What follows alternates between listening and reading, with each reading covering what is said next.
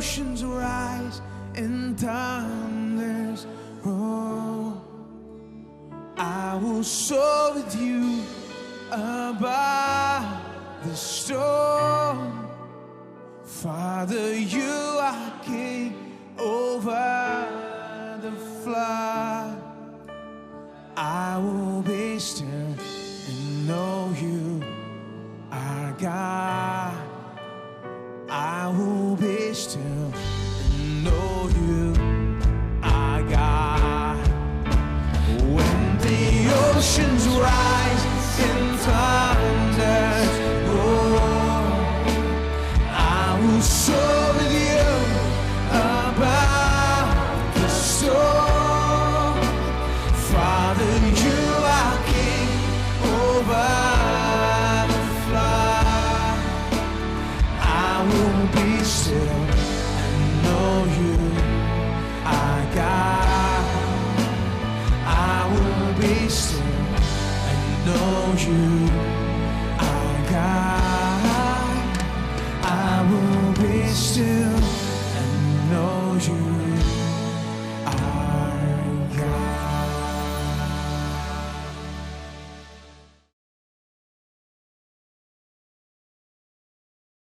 यूहन्ना रचित सुसमाचार अध्याय 1 चलिए वचन 1 से आगे पढ़ते हैं। आदि में वचन था और वचन परमेश्वर के साथ था और वचन परमेश्वर था। यही आदि में परमेश्वर के साथ था। सब कुछ उसी के द्वारा उत्पन्न हुआ और जो कुछ उत्पन्न हुआ है उसमें से कोई भी वस्तु उसके बिना उत्पन्न नहीं हुई। और फिर वचन 14, और वचन देहधारी हुआ और अनुग्रह और सच्चाई से परिपूर्ण होकर हमारे मध्य में डेरा किया और हमने उसकी ऐसी महिमा देखी जैसे पिता के इकलौते की महिमा। पिछले कुछ हफ्तों से हम परमेश्वर जैसे विश्वास के बारे में सिखा रहे हैं। ऐसा विश्वास जो परमेश्वर में और उसका आनंद वो उठाता है। जबकि हम परमेश्वर के स्वरूप और समानता में बनाए गए हैं तो यही विश्वास हम में होना चाहिए। यही तो वो बात है जो मरकुस अध्याय 11 में यहां पर हमें सिखाई गई है। वो पहले से प्रकट करके दिखाता है, उसके बाद में सिखाता है। और आपको याद है उसने एक पेड़ से कहा कि अब से कोई मनुष्य तेरा फल नहीं खाएगा, और 24 घंटे में पेड़ सूख जाता है। पेड़ जड़ से सूख जाता है। और फिर जब चेले चौंक जाते हैं तो फिर वो कहता है, देखो केवल पेड़ नहीं लेकिन तुम पहाड़ से भी कह सकते हो। और यदि तुम पेड़ से कहते हो कि उखड़ जा, समुद्र में जा पड़, अपने मन में संदेह न करे लेकिन विश्वास करे कि जो कुछ कहता हूं वो हो जाएगा, तो फिर निश्चय ही जो कहा है वो हो जाएगा। यहां प्रकटीकरण है, उसके बाद में शिक्षा है। इस वचन की शिक्षा बहुत ही महत्वपूर्ण है। प्रकटीकरण के साथ में हम इसे देख रहे हैं और इसमें से कुछ बातें हम सीख रहे हैं। एक बात है जिसके बारे में हम पिछले कुछ हफ्तों से चर्चा कर रहे हैं और वो है हमारे शब्द। क्योंकि ये कहता है तुम इस पहाड़ से कहो, जो कुछ भी तुम कहोगे वो हो जाएगा। यहां पर 3 बार कहने के बारे में वचन में कहा गया। मरकुस अध्याय 11 वचन 23 में जहां पर ये बता रहा है पहाड़ से कहना, यहां पर कहने के बारे में 3 बार है और विश्वास के बारे में केवल 1 बार। यानी कहना तो विश्वास के जीवन का बहुत महत्वपूर्ण भाग है। तो हमारे शब्द बहुत ही महत्वपूर्ण है। तो हम चर्चा कर रहे हैं हमें अपने शब्द कैसे कहने होंगे। कहना यानी केवल कुछ कहना नहीं, कभी एक आध बार सकारात्मक रूप में, लेकिन हमारा कहने का पूरा तरीका बदल जाए। निश्चय ही हमें सकारात्मक कहना होगा, केवल तब विश्वास काम करेगा। यह ऐसा नहीं जिसका उपयोग केवल जरूरत के समय में करना है। ये तो बस जीवन का सिद्धांत है और आपको सीखना है कि कैसे आप गलत शब्दों को, नकारात्मक शब्दों को दूर कर दें और केवल सकारात्मक शब्दों को बोलना है। और अपने आप को इस तरह से ट्रेन करें कि आप में विश्वास आसानी से काम कर सके। ऐसे लोगों के लिए विश्वास आसानी से काम करेगा क्योंकि उन्होंने खुद को ट्रेन किया, अपने मुंह को सही क्रम में लाया। तो हमारे शब्द बहुत महत्वपूर्ण है और इसमें, इस शिक्षा में हम सिखा रहे हैं कि अंगीकार क्या करता है, प्रभु वचन का अंगीकार क्या करता है। हम इससे विश्वास का अंगीकार करते हैं और ये सब, और बहुत से लोग नहीं समझते हैं कि परमेश्वर के वचन का अंगीकार क्या करता है। वो इस पर कई बार दोष लगाते हैं, सोचते हैं ये किसी तरह की नई शिक्षा है जो कहीं से आई है, चर्च को बर्बाद कर रही है। और ये सब नहीं, इसके बारे में चर्चा हो रही है शुरू से ही, यानी पहली सदी से चर्चा हो रही है। और पुराने नियम के समय में वचन का जो महत्व है वो तो बहुत ही स्पष्ट तरीके से वहां पर बताया गया था। पूरे पुराने नियम में हमने इसके बारे में बहुत से उदाहरण देखे हैं। मसीहत एक महान अंगीकार है, क्योंकि इसलिए नहीं क्योंकि हम पापों का अंगीकार करते, जब हम पाप करते हैं तब उसका अंगीकार करते हैं। हम विश्वास का अंगीकार करते हैं। हम जो विश्वास करते हैं उसका अंगीकार करते हैं। मसीहत इसी के बारे में है। मसीहत में अंगीकार तो सबसे महत्वपूर्ण भाग है। विश्वास का अंगीकार करते हैं। हमें विश्वास का अंगीकार क्यों करना है? प्रभु के वचन का अंगीकार क्यों करना है? यह बड़ा विषय है। अब यह क्या करेगा? इसके कौन से लाभ होंगे? हमने 5 बातें बताई हैं। हम यहां पर छठी बात देख रहे हैं। 5 में से पहला है अंगीकार। प्रभु वचन का अंगीकार हमारे दिल में विश्वास लाता है। विश्वास सुनने से और प्रभु वचन सुनने से आता है। केवल चर्च में एक बार सुनने से नहीं, चर्च में हफ्ते में एक बार संदेश के रूप में विश्वास सुनने से आता है। इसका अर्थ है जब आप सुनते चले जाएंगे, विश्वास आएगा। आपकी जो भी जरूरत हो, आप परमेश्वर के वचन को ले और उसे सुनते चले जाएं कि परमेश्वर ने उस जरूरत के बारे में क्या कहा। तंदुरुस्ती के बारे में, आपके धन के बारे में, परिवार के जीवन के बारे में और आपके जीवन के अलग अलग क्षेत्र के बारे में जहां पर आप विजय देखना चाहते हैं। और आपको प्रभु का वचन लेना है और उसका उपयोग करना है कि विश्वास आएगा उस परिस्थिति में विजय के लिए। तो आपको सुनना है। आप कैसे सुनते रहेंगे? सामान्य रूप में रविवार को आप बस एक संदेश सुनते हैं। रविवार सुबह को लोग चर्च में जाते हैं, ज्यादातर चर्च में, यहां शायद 2-3 बार। लेकिन आप कैसे सुनते रह सकते हैं ताकि विश्वास आ सके? आप सुनते रह सकते हैं परमेश्वर के वचन को लेकर, आप बोलने के द्वारा, कि आपके कानों में चले जाएं और आप इसे सुनते चले जाएं। विश्वास ऐसे ही आएगा। अब इसमें कोई आश्चर्य नहीं कि बहुत से विश्वासियों में विश्वास क्यों नहीं आया है। जो नियमित रूप में चर्च आते हैं, हफ्ते में एक बार आते हैं, इसलिए विश्वास नहीं आ सकता है। हफ्ते में एक बार सुनते हैं, इसलिए विश्वास नहीं आता है। जीने के लिए विश्वास, जीवन में विजय के लिए विश्वास आता है सुनने और सुनने और सुनने से। सुनते चले जाएं ताकि आप उस परिस्थिति में विजय पाएं। ये सच है। दूसरी बात, प्रभु वचन का अंगीकार मन को नया बनाता। मैंने बताया कि दिमाग में जो भी गंदगी है उसे कैसे खाली करें और प्रभु वचन से अपने मन को भर दें। इसे कैसे करें? ये सरल है। अपने मुंह के शब्दों से जब आप प्रभु वचन का अंगीकार करते हैं, आप जो कहते हैं उससे आपका मन भर जाता है। आप जो कहते हैं वो आपकी सोच पर अधिकार करता है। जानते हैं? और ये पूरा सत्य है। एक गिलास पानी लेकर अगर एक जग पानी लेते हैं और आप उंडेलने लगे उस दूध को उस पानी से भरे हुए ग्लास में, तो जल्दी ही लॉ ऑफ डिस्प्लेसमेंट काम करता है, जहां पर पानी दूध के कारण निकलने लगता है। पानी बाहर आता है, दूध भीतर रहता है। जल्दी वहां पर केवल दूध रहेगा क्योंकि वहां पर इतना ज्यादा दूध है और पानी बहुत कम था। वो पानी को निकाल देता है। ठीक है?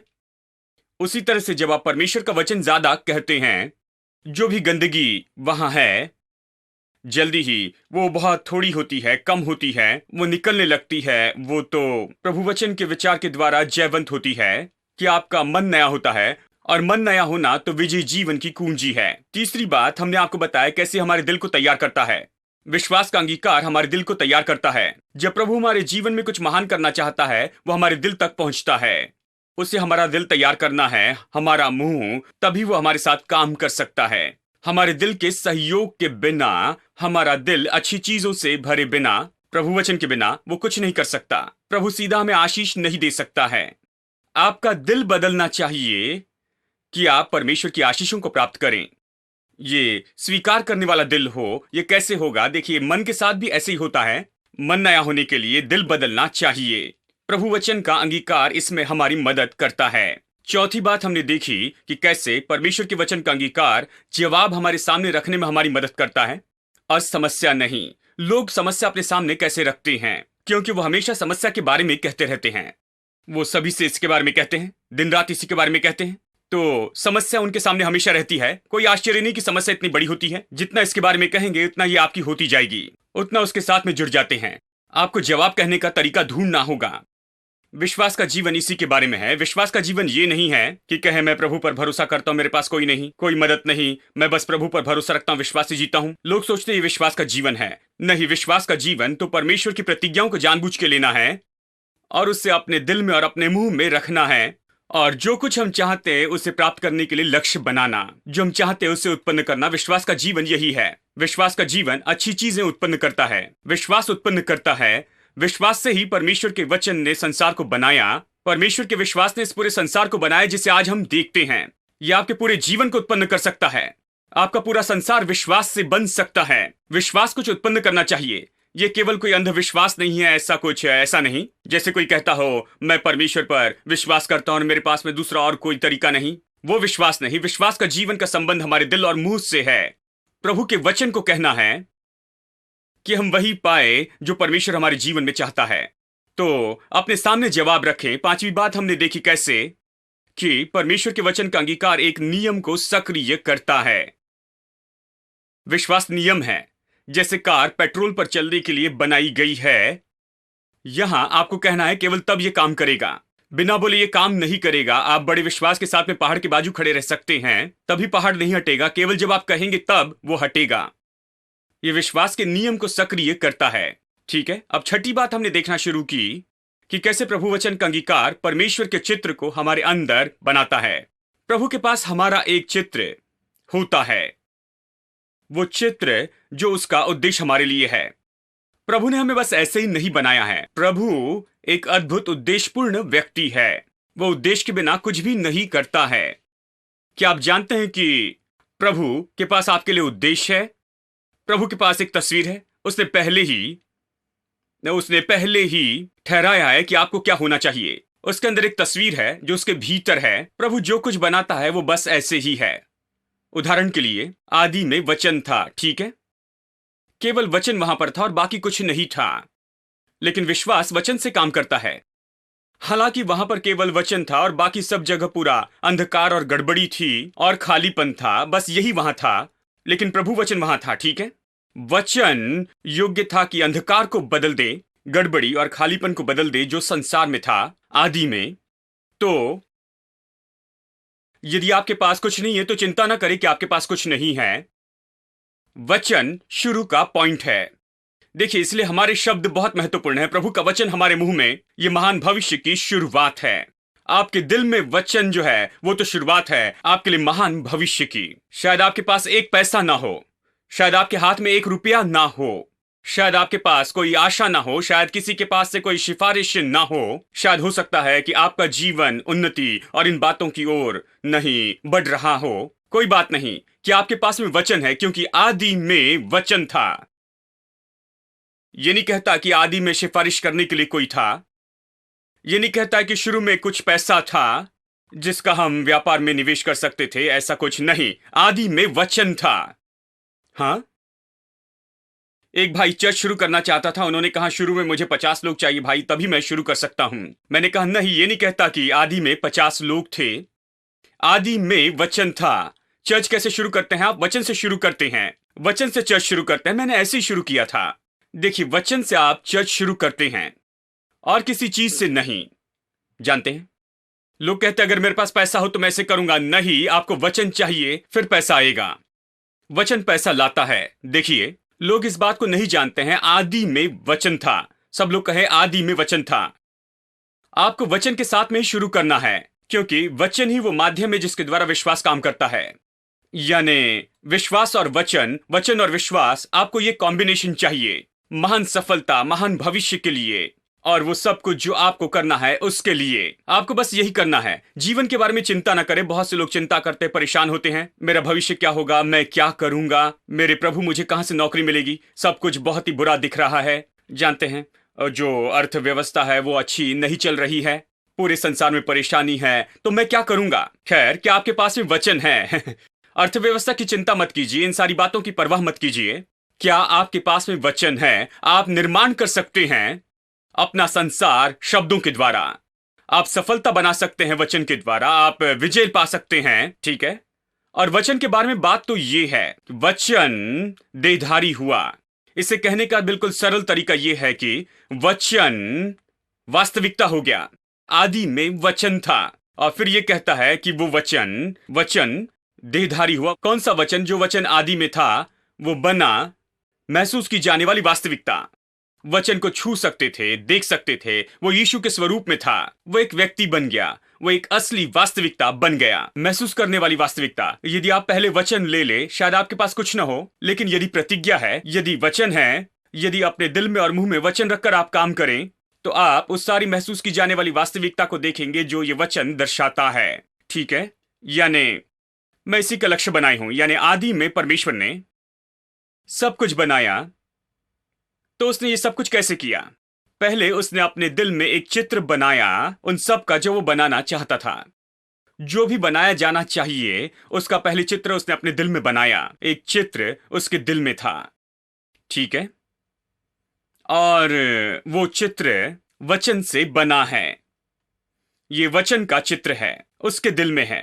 और जब वो तैयार हो गया कि इन बातों को उत्पन्न करें, उसने उस चित्र को लिया और उस चित्र को उसने कहा। कहने से उसने संसार को बनाया। इब्रानियों 11:3 कहता है कि विश्वास से हम समझते हैं कि संसार बनाया गया प्रभु वचन से। बनाना मतलब उसे एक डिजाइन दिया, उसे आकार और रूप दिया, उसे ढांचा दिया। उसने यही किया। उसने वचन लिया और उसने संसार को आकार दिया। यानी आप वचन को लेकर अपने संसार को आकार दे सकते हैं। देखिए, और मैं आपको बस यही तो बताना चाहता हूं, कैसे वचन देहधारी हुआ, कैसे ये शुरू होता है और कैसे ये वास्तविकता हो जाता है। और देखिए, इसीलिए हम जो कहते हैं वो बहुत महत्वपूर्ण है, क्योंकि ये तो वचन से ही शुरू होता है। ये खाली नहीं है, वचन खाली नहीं है, ये सामर्थहीन नहीं है। कुछ लोग कहेंगे केवल वचन है, ये केवल वचन नहीं है, लेकिन ये महसूस की जाने वाली वास्तविकता है। ये वचन का स्वभाव है। वचन हमेशा देहधारी होगा, वचन संसार बन जाएगा। देखिए, इसी तरह से ये वचन तो होता है। देखिए, यानी जब परमेश्वर कुछ बनाना चाहता था, उसने पहले चित्र बनाया और उसने उस चित्र को कहा और कहने के द्वारा उसने उसे बनाया। उसने खास करके उसे ढांचा दिया, रूप दिया और डिजाइन बनाया जो वो देखना चाहता था। लेकिन उसके अंदर ये चित्र पहले से ही था। हम जो कुछ भी देखते हैं, आज जो कुछ भी हम देखते हैं शारीरिक संसार में, ये परमेश्वर के दिल में था, एक चित्र के रूप में, और ये शब्दों के रूप में कहा गया और शब्दों के द्वारा उसने बनाया और इसे वहां पर रखा, और इसी तरह से ये हुआ। अब परमेश्वर ने सब कुछ ऐसे बनाया। उत्पत्ति 1 में हम ये कहानी पढ़ते हैं और फिर हम मनुष्य के बनाए जाने के बारे में देखते हैं। परमेश्वर ने कहा, आओ हम मनुष्य को अपने स्वरूप और अपने समानता में बनाए। देखिए, उसने पहले स्वरूप बना लिया था, वो किस तरह का हो। उसने कहा कि मैं चाहता हूं कि तुम मेरे स्वरूप और मेरी समानता में हो। उसके पास स्वरूप पहले से ही था, सेट था। उसके पास मनुष्य के लिए स्वरूप और समानता थी। उसके पास चित्र था, उसके पास सिद्ध चित्र था कि वो क्या चाहता है कि मनुष्य कैसा हो। तो अब वो उद्देश्य के साथ में कहता है, वो जानता है कि उसे क्या उत्पन्न करना है।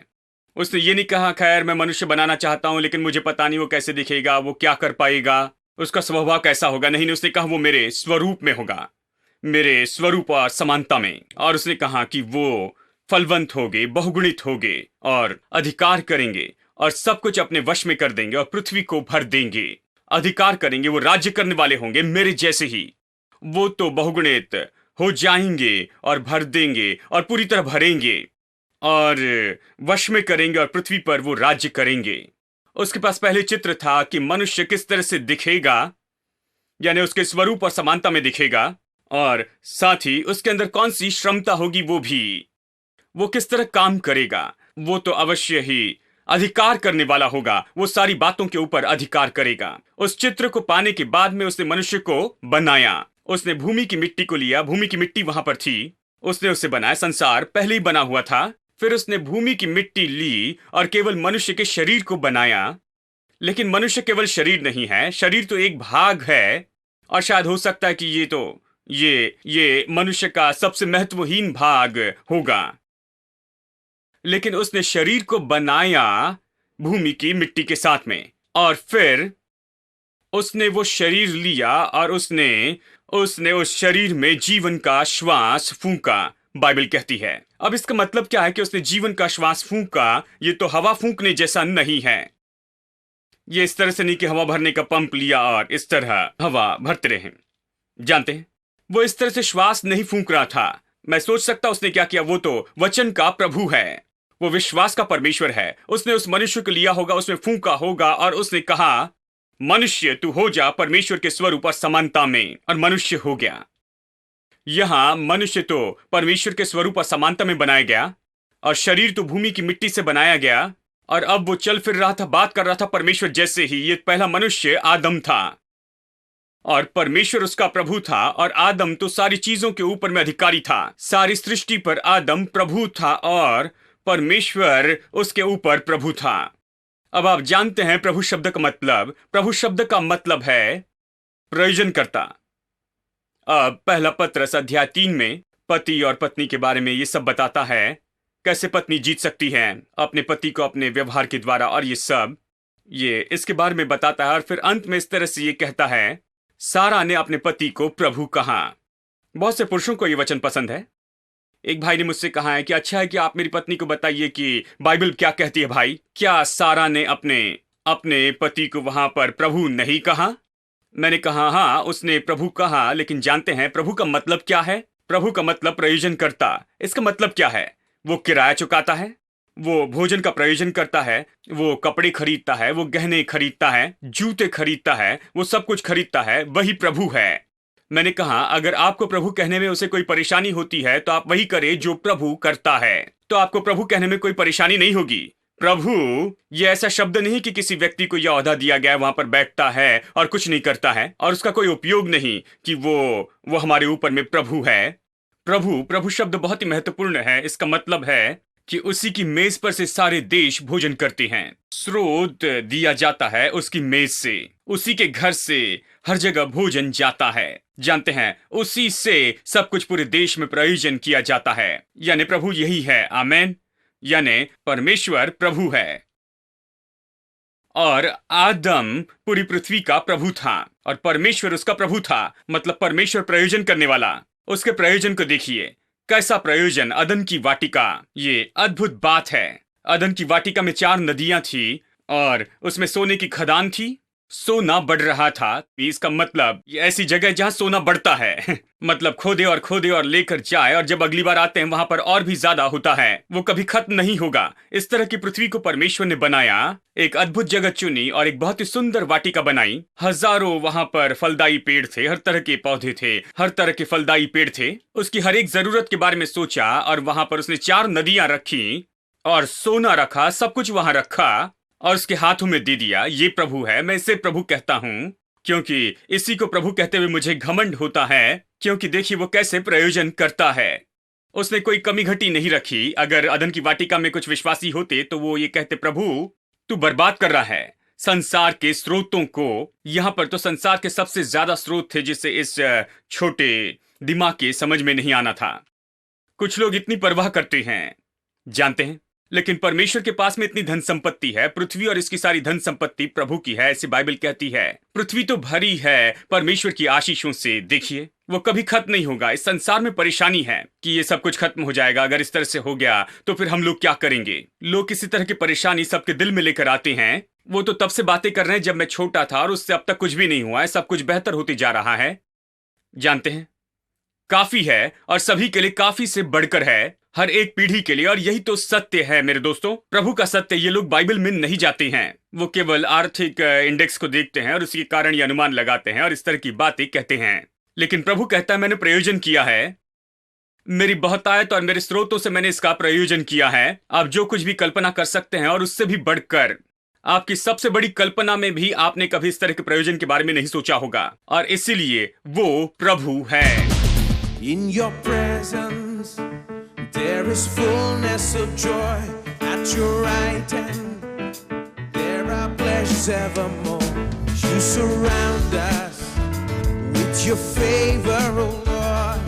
The earth is full of your goodness. The earth is filled with your love. In your presence, there is fullness of joy. At your right hand, there are pleasures evermore. You surround us with your favor, O Lord. The earth is full of your goodness. The earth is filled with your exceedingly abundantly, far above all we could ever ask or think. Exceedingly abundantly, you give us all things to enjoy. In your presence, there is fullness of joy. At your right hand, there are pleasures evermore. Surround us with your favor, O Lord. The earth is full of your goodness. The your presence, in your presence, there is fullness of joy. At your right hand, there are pleasures evermore. You surround us with your favor, oh Lord. The earth is full of your goodness. The earth is filled with your exceedingly abundantly, far above all we could ever ask or think. Exceedingly abundantly, you give us all things to enjoy. In your presence, there is fullness of joy. At your right hand, there are pleasures evermore. You surround us with your favor, oh Lord. The earth is full of your goodness. The earth is filled with your exceedingly abundantly, far above all we could ever ask or think. Exceedingly, you give us all things to enjoy. In your presence, there is fullness of joy. At your right hand, there are pleasures evermore. You surround us with your favor, oh Lord. The earth is full of your goodness. The earth is filled exceedingly abundantly, far above all we could ever ask or think. Exceedingly abundantly, give us all things to enjoy. In your presence, there is fullness of joy. At your right hand, there are pleasures evermore. You surround us with your favor, oh Lord. The earth is full of your goodness. The earth is filled exceedingly abundantly, far above all we could ever ask or